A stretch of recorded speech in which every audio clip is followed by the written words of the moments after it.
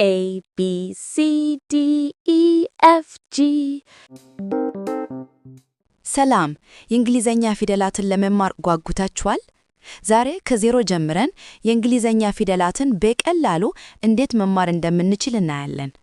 ይሄ ቪዲዮ ከዚህ በፊት እንግሊዘኛ ለማያውቁ የአማርኛ ተናጋሪዎች ተብሎ የተሰራ ነው።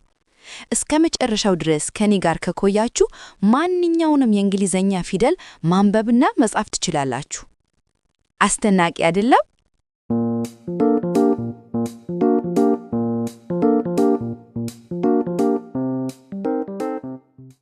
እንግሊዘኛ መማር ከባድ መስሎ ሊታይ ይችላል፣ ግን አብረን ቀላልና አስደሳች እናደርገዋለን። እስቲ ያስቡት፣ የእንግሊዘኛ ፊደላትን አንዴ ከተማራችሁ በመላው ዓለም ካሉ ሰዎች ጋር መነጋገር ትጀምራላችሁ። ዋው! እንደዚህ አይነት ኃይል አግኝተን አናውቅም። የእንግሊዘኛ ፊደላት 26 ናቸው። አትፍሩ፣ እያንዳንዳቸው የራሳቸው ድምፅ እና ቅርጽ አላቸው። ከአማርኛ ፊደላት ጋር ሲወዳደሩ ትንሽ ለየት ያሉ ናቸው፣ ግን ሲለምዷቸው በጣም ቀላል ናቸው። እስቲ አንድ በአንድ እንያቸው። እንግዲህ በመጀመሪያዎቹ ጥቂት ፊደላት እንጀምር። ኤ። ይሄ ትልቁ ኤ እና ትንሹ ኤ ነው። ድምፁ ደግሞ ኤ ወይም አ ሊሆን ይችላል። ምሳሌዎች: አፕል አፕል፣ ፖም፣ አንት፣ ጉንዳን። ቢ። ይሄ ትልቁ ቢና ትንሹ ቢ ነው። ድምፁም ብ ነው።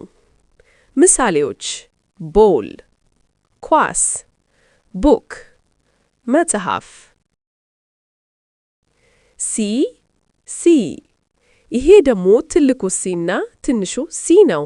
ድምፁ ክ ወይም ስ ሊሆን ይችላል።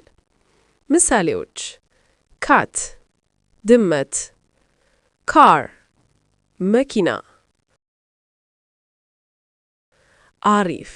እስካሁን 3 ፊደላትን ተመልክተናል። ቀላል ነው አይደለም? አሁን አንድ ትንሽ ፈተና።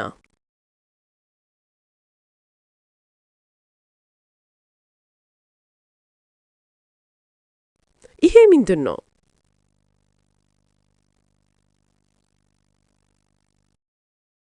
ይሄ ምንድን ነው?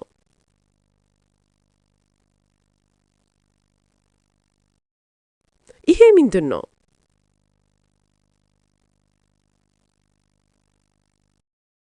ጥሩ፣ እንቀጥል። ዲ ትልቁ ዲ እና ትንሹ ዲ ነው። ድምፁም ድ ነው። ምሳሌዎች: ዶግ፣ ውሻ፣ ዶር፣ በር።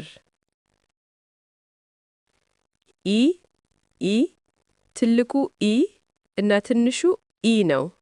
ድምፁም ኢ ወይም ኤ ሊሆን ይችላል። ምሳሌዎች: ኤግ፣ እንቁላል፣ ኤሌፋንት፣ ዝሆን።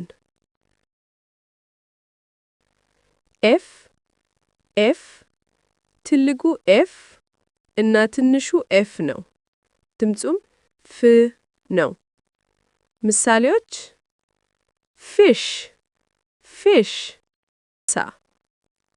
ፍላወር፣ አበባ። አሁን የቀሩትን ፊደላት በፍጥነት እንይ። አትደነቁ፣ ሁሉም ቀላል ናቸው። ግ ገውት፣ ፍየል። ህ ኩፍያ። አይ ወይም ኢ አይስ፣ በረዶ። ጅ ጁስ፣ ጭማቂ። ኪ ቁልፍ። ል ላየን፣ አንበሳ። ም መንኪ፣ ዝንጀሮ። ን ኖዝ፣ አፍንጫ። ኦ ወይም አ ኦሬንጅ፣ ብርቱካን። ፕ ፔን እስክሪብቶ። ኪው ኩዊን ንግሥት። ር ራቢት ጥንቸል።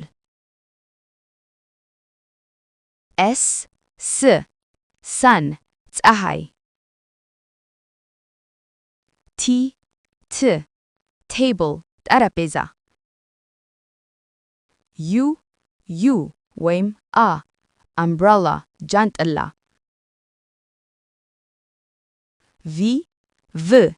ቫን።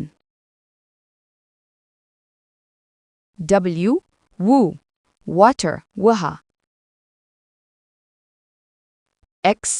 ክስ ኤክስሬይ። የሎው ቢጫ። ዚብራ የሜዳ አህያ። በጣም ጎበዝ! ሁሉንም 26 ፊደላቶች አይተናል። አሁን ሁሉንም አንድ ላይ ጮክ ብለን እንበላቸው። ከኔ ጋር ተገላገሉ። A B C D E F G H I J K L M N O P Q R S T U V W X Y and Z.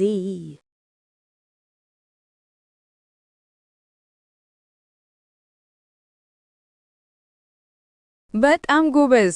ሁሉንም 26 ፊደላት አይተናል። አሁን ሁሉንም አንድ ላይ ጮክ ብለን እንበላቸው። A B C D E F G H I J K L M N O P Q R S T U V W X Y and Z. ሃ እንግሊዘኛ እየተማራችሁ ነው። በጣም ጎበዞች።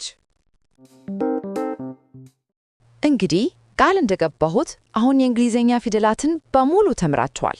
አሁን ማንኛውንም የእንግሊዘኛ ፊደል ማወቅ፣ ማንበብና መጻፍ ትችላላችሁ።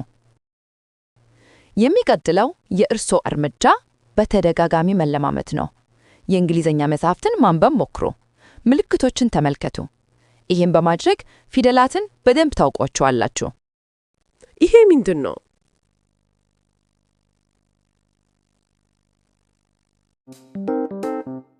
ይህ ቪዲዮ ከተመቻችሁና ተጨማሪ እንደዚህ አይነት ትምህርቶችን ከፈለጋችሁ ላይክ አድርጉት፣ ሰብስክራይብ ያድርጉና የደውል ምልክቷን ተጫኑ።